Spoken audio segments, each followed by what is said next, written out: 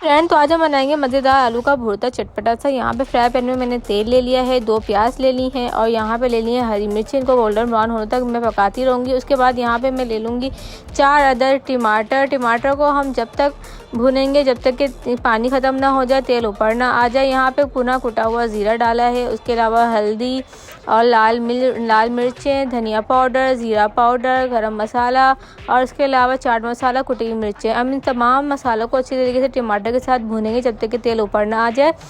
और यहाँ पे मैंने लिया है अदरक लहसुन का पेस्ट। आप देख सकते हैं कि तेल ऊपर आ रहा है, हमारा मसाला अच्छी तरीके से भून चुका है। अब यहाँ पे हम ऐड कर देंगे मैश किए हुए आलू और उनको अच्छी तरीके से इसके साथ मिक्स करेंगे जब तक कि दोनों अच्छे से कंबाइन ना हो जाए। हम इसको आहिस्ता आहिस्ता करके चलाते रहेंगे और चम्मच को। और इसके अलावा यहाँ पे आप देख सकते हैं कि आलू का भुर्ता रेडी है। हरा धनिया ऐड कर देंगे, ये ऑप्शनल है, आपकी मर्जी।